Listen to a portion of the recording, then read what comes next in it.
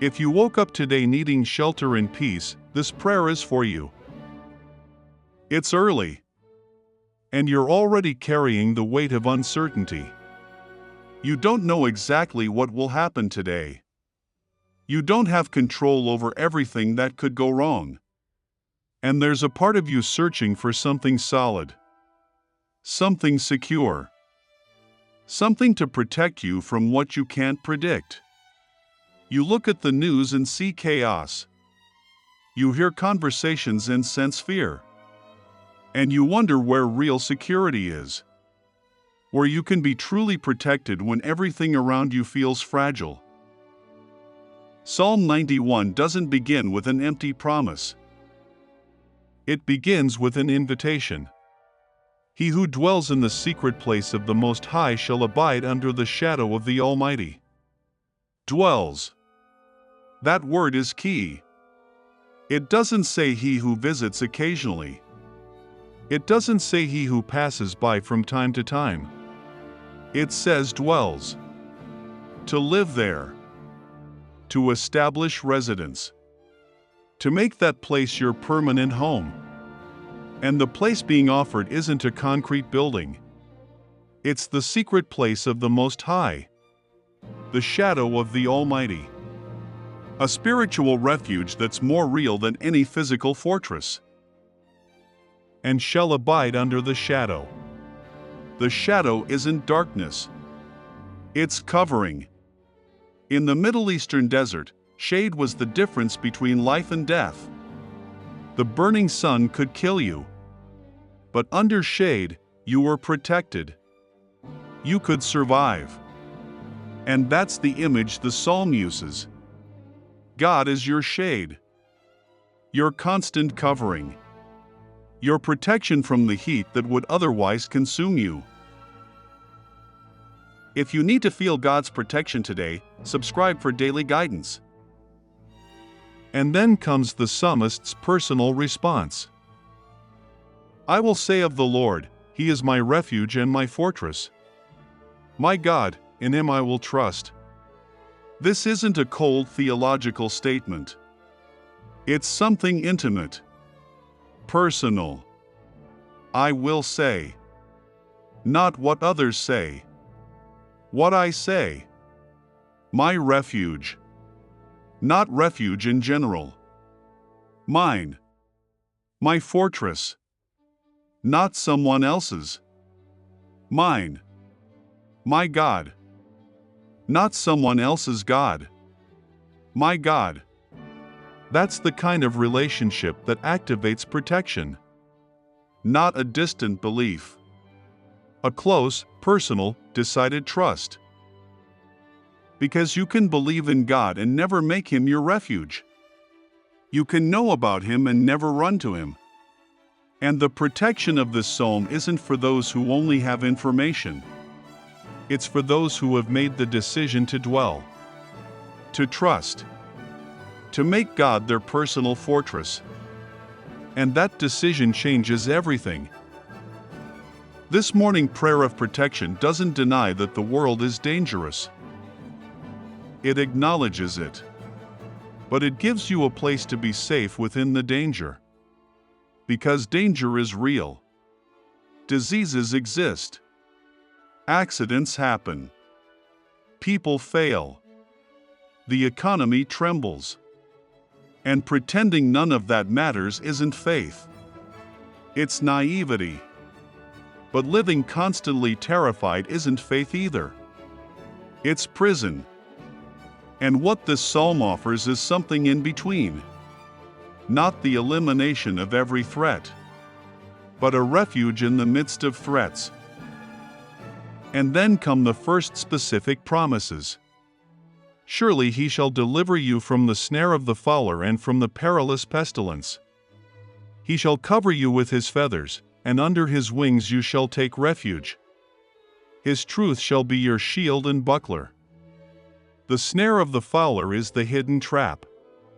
The one you don't see until you've already fallen. And God promises to deliver you from that. The perilous pestilence is the disease that devastates.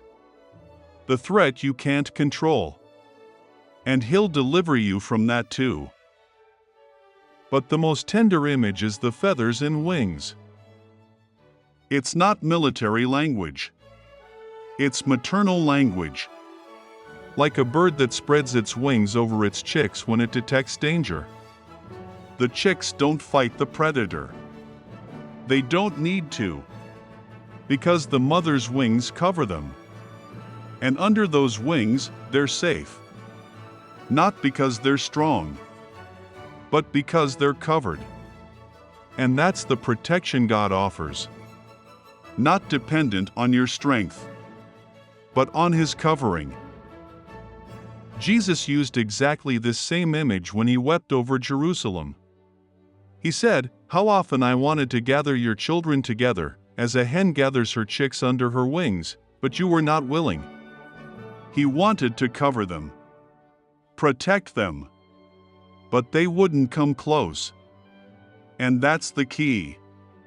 The protection is available, but it requires proximity. You can't claim the covering from a distance. You have to be under the wings. You have to dwell near. Leave a like if you've ever felt like you needed protection. And then it says, His truth shall be your shield and buckler. God's truth protects you. Not just His actions. His truth. What's real about who He is. The shield is what you hold in front of you to stop attacks coming at you. The buckler is the full armor that covers your entire body. And God's truth functions as both. It defends you from what's coming toward you. And it covers you in what already surrounds you. What is that truth? That God is faithful. That He doesn't change. That He hasn't abandoned you. That He's present. That He sees what you're facing. That He has power over what threatens you. That His love for you doesn't fluctuate with your circumstances. And when that truth takes root in your heart, it protects you from something worse than external danger. It protects you from internal despair, from panic, from the feeling of being alone facing what you can't handle. Then the psalm becomes even more specific. You shall not be afraid of the terror by night, nor of the arrow that flies by day, nor of the pestilence that walks in darkness, nor of the destruction that lays waste at noonday. 4 different threats. Terror by night. The fear that comes in darkness when you can't see. When your mind fills with the worst. Arrow that flies by day. The obvious danger. The one you see coming. Pestilence in darkness. The invisible threat. The one you don't detect until it's already affected you. Destruction at noonday. Public catastrophe. The disaster everyone sees. Night and day. Visible and invisible. Known and unknown. The psalm is covering everything. It's saying there's no time of day when you're exposed. There's no type of threat that's outside God's protection. And this promise isn't that you'll never face any of these things. It's that you won't have to live terrified of them. Because you'll be under constant protection. And then comes a promise that seems almost impossible. 1,000 may fall at your side, and 10,000 at your right hand. But it shall not come near you. 1,000 at your side. 10,000 at your right. Falling. And you're still standing. This isn't arrogance. It's not pretending you're immune to everything. It's recognizing that there's a specific protection over you. That God has His hand on your life in a particular way. And that what destroys others won't necessarily destroy you. Not because you're better than others. Not because you're more deserving. But because you've chosen to dwell in the secret place of the Most High. Because you've made God your refuge. And that simple decision to put your love in God, to choose Him as your protector, activates all His protection over you. Share this video with someone who needs to remember God's protection. Job experienced this reality in a painful but profound way. He lost everything in a single day. Children, wealth, health. Everything collapsed. And his wife told him, "Curse God and die." His friends told him he must have sinned to deserve this. But Job said something that reveals a protected faith. The Lord gave, and the Lord has taken away. Blessed be the name of the Lord. He wasn't denying the pain. He wasn't pretending everything was fine. He was choosing to trust God's character above his circumstances. And at the end of the book, Scripture says Job did not sin with his lips. His body was touched. His life was shaken. But his faith was protected. His relationship with God was preserved. His soul was guarded. And that's the deepest protection that Psalm 91 promises. Not that you'll never face difficulties, but that in the midst of difficulties, your faith will be sustained. Your soul will be safeguarded. Your identity in God will remain intact. The psalm continues building on these promises. Only with your eyes shall you look, and see the reward of the wicked. Because you have made the Lord, who is my refuge, even the Most High, your dwelling place. No evil shall befall you, nor shall any plague come near your dwelling. There's a repeated phrase here that's crucial. Because you have made the Lord your dwelling place. Protection isn't automatic for everyone. It's connected to a decision, to where you choose to live spiritually. Maybe there's constant angelic protection, continuous care, invisible intervention that's been there all along, protecting you from dangers you never knew were near, holding you up in moments where you could have fallen, guiding you when you didn't know where to go. And that invisible reality is more real than what you see with your natural eyes. Daniel lived this angelic protection in an absolutely dramatic way. He was thrown into the lion's den for refusing to stop praying to God. And he spent the entire night there. With real lions. Hungry. Dangerous. And when the king came in the morning with an anguished heart, he cried out, "Daniel, servant of the living God, has your God, whom you serve continually, been able to deliver you from the lions?" And Daniel answered with surprising calm, "My God sent his angel and shut the lions' mouths, so that they have not hurt me." The lions were there. The danger was absolutely real. The threat was deadly. But there was an invisible angel closing lions' mouths all night long. And when they brought Daniel up from the den, he didn't have a single scratch. Not one scratch. Not because the lions weren't dangerous, but because God sent his angel. And that's exactly the promise of Psalm 91. Angelic protection.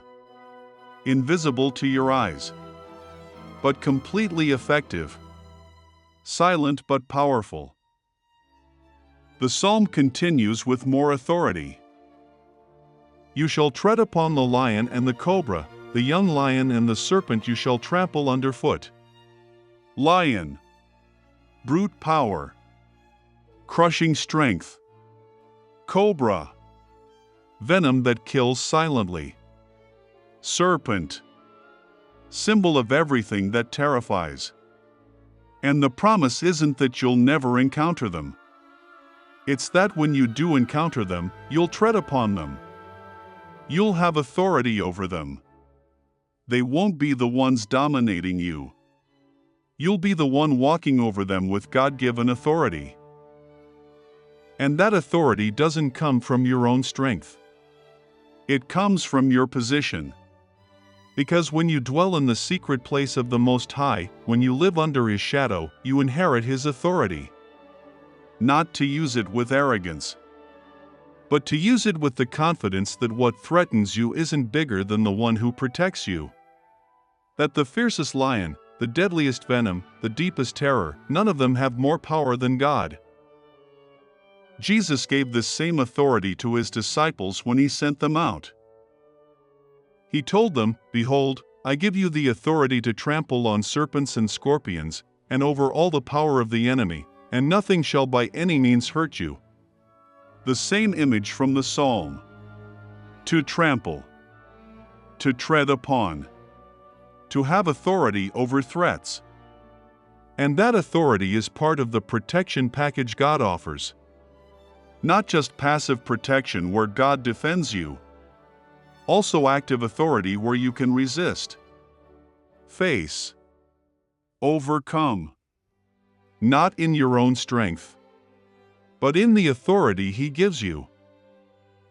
But then Jesus added something crucial you must not forget. He said, "Nevertheless do not rejoice in this, that the spirits are subject to you, but rather rejoice because your names are written in heaven."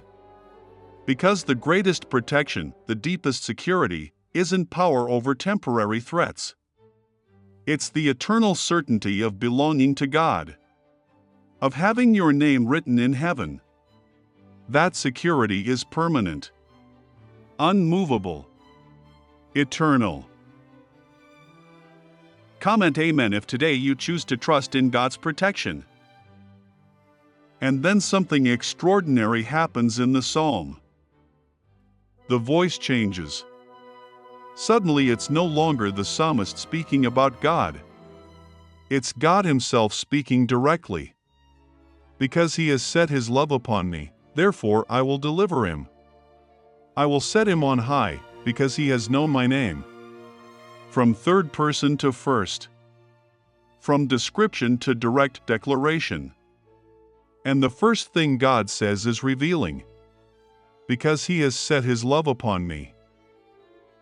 He doesn't say, because He is perfect.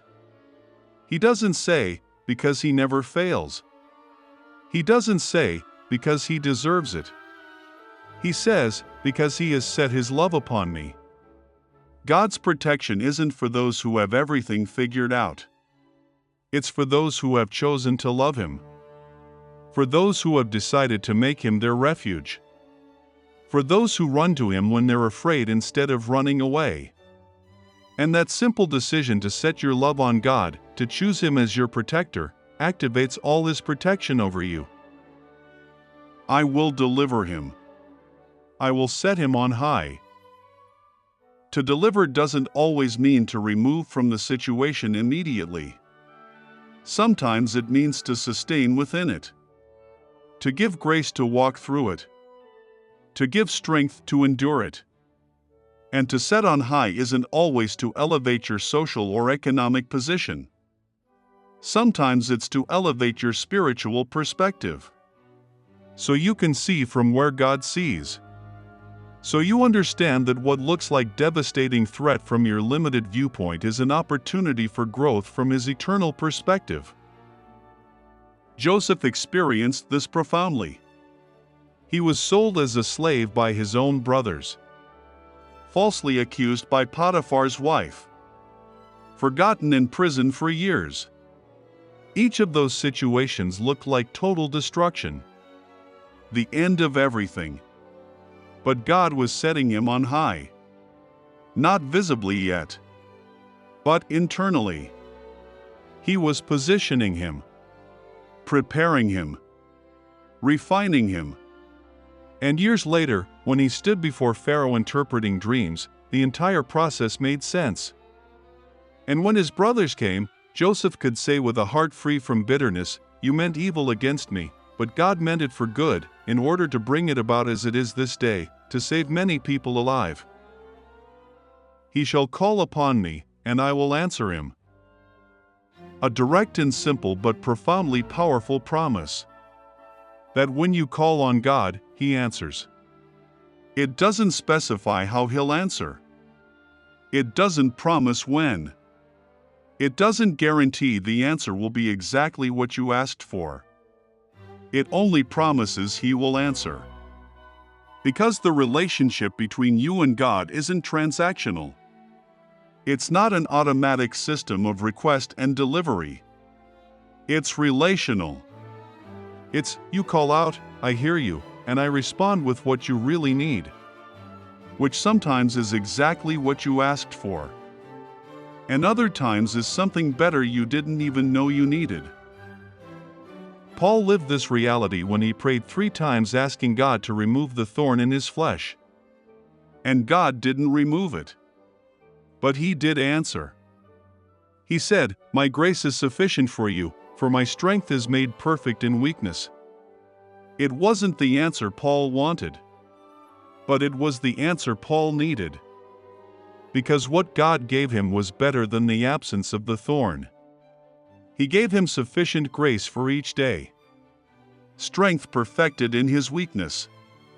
Constant presence in the midst of pain. I will be with him in trouble. This is perhaps the deepest and most comforting promise of the entire psalm. It doesn't say, I will remove him from trouble before it begins. It doesn't say, I will eliminate all trouble from his life. It says, I will be with him in trouble. Because God's protection isn't always absence of difficulty. Many times it's divine presence in the midst of difficulty. And there's an immense difference between facing something devastating completely alone and facing it with God present with you. When you're alone in trouble, it destroys you. It completely overwhelms you. It sinks you into despair. But when God is with you in it, everything changes. Not necessarily the circumstances, but your capacity to endure them. His presence sustains you, strengthens you, gives you perspective, and ends up transforming you instead of destroying you. Because His presence redeems even the most painful things. It doesn't always eliminate them, but it always uses them for good. The 3 Hebrew young men experienced this in the most literal way possible. Shadrach, Meshach, and Abednego were thrown into the burning fiery furnace for refusing to worship King Nebuchadnezzar's golden statue. And the king had ordered the furnace heated 7 times hotter than normal. So intensely hot that the soldiers who threw them in died from the heat. But when the king looked inside the furnace, he saw something that left him astonished. He saw 4 men walking freely in the midst of the fire. And he said, "The form of the 4th is like the Son of God." God didn't prevent them from being thrown into the fire. He didn't eliminate the threat before it began. But He entered the fire with them. His presence completely changed what the fire could do. And when they brought them out, they didn't have a single hair singed. Their clothes didn't smell like smoke. The fire hadn't touched them at all. It had only burned the ropes that bound them. And that's the promise of God's presence in your trouble. He doesn't always immediately remove you from the fire, but He enters it with you. And His presence radically changes what the fire can do to you. I will deliver him and honor him. Deliverance and honor go together in God's plan. Because when God delivers you from something, He doesn't just remove you. He also honors you. He dignifies you. He restores you with public honor. And that honoring isn't to inflate you. It's so His faithfulness is evident to everyone. So others see and know that God is real. That His promises are fulfilled. That it's absolutely worth trusting Him even when everything seems lost. With long life I will satisfy him and show him my salvation. Long life. It doesn't necessarily mean many years on earth. It means full life. Life with deep purpose. Life where each day counts for eternity. Where each moment has real meaning. Because you can live 100 years and never truly have lived. Or you can live fewer years and have lived more fully, with more purpose, with more impact, than many who lived twice as long. And show him my salvation. That's the final and culminating promise. To see God's salvation. Not just to vaguely experience it. To see it with clarity. With absolute certainty. So there's no doubt left that it was God who saved. Who delivered. Who protected. And that clarity is part of the reward of dwelling in the secret place of the Most High. That at the end of the road, you'll see. You'll understand. You'll recognize His protective hand in every step of the journey. So as you finish this morning prayer of protection, don't ask God to magically eliminate every threat from your life today. Ask Him to teach you to constantly dwell in the secret place of the Most High. To help you abide under His protective shadow. Not occasionally when you're afraid, but permanently. As your way of living.